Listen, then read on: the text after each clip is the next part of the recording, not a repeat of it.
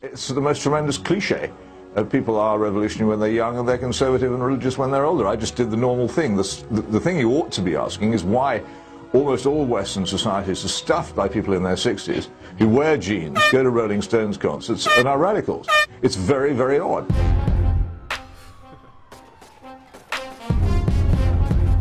Welcome to London.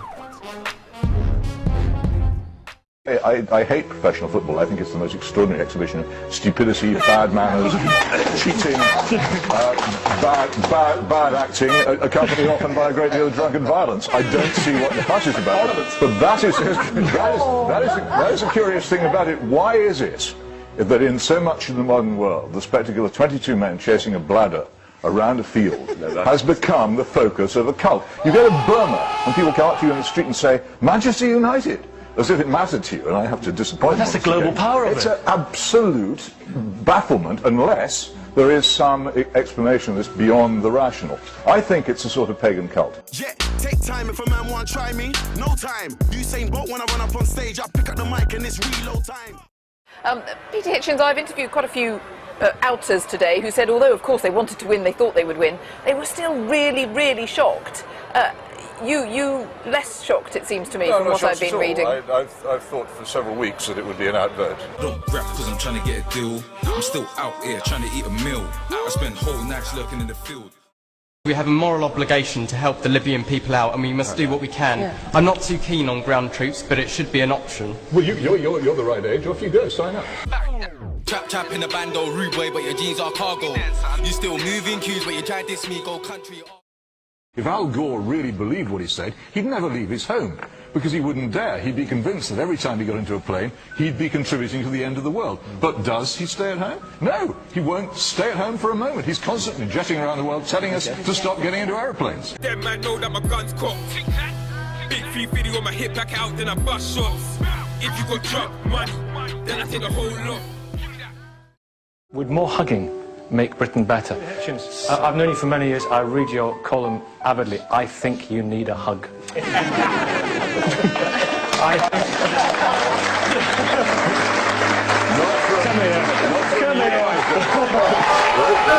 had some biblical quotations here before. There is a time to embrace and a time to refrain from embracing. This is one of those refraining moments. We ain't wrapped up, but we strapped out. Gang. Beating off the 40 till it taps out. Gang. One fiddy gang, that's up. Fiddy. Pistol in his face, he ain't that tough. Why people were so keen to have the Olympics here. It baffles me why we should have this festival of cheating and drug taking. Stepping and letting it go. Pressing the medal, hell of marks on the road. Starting love a blade, but he good for the pole. I'd like to ask the alleged comedian in the hat whether no, we've had a lot of him, and far too much for me.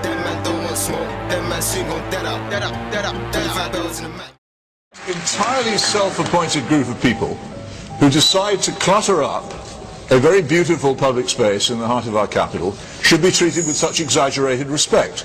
I went down there yesterday afternoon and I talked to a lot of them. They have nothing interesting to say about economics. They know nothing about it. They have nothing interesting to say about anything, actually. They are simply a bunch of protesters who are, like everybody else, against poverty, war and injustice. Who isn't?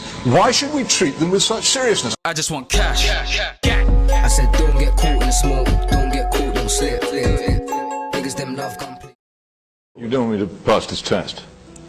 Well, all right, you can spell, spell accommodate. Okay. Spell accommodate. A-double-C-O-double-M-A-O-D-A-T. But I'll do you a poem as well, because I've been asked to. Into my heart, an air that kills from yon far country blows. What are those blue remembered hills? What spires, what farms are those? It is the land of lost content.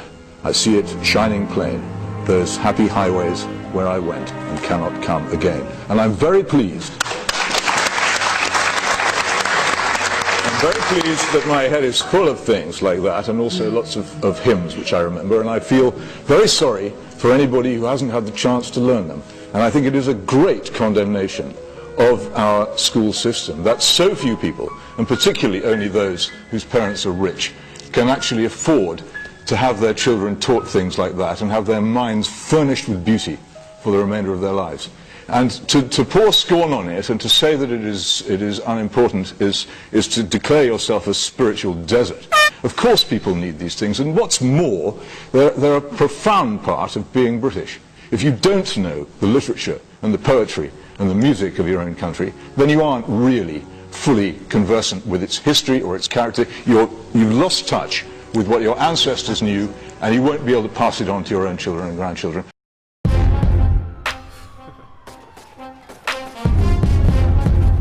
Welcome to London.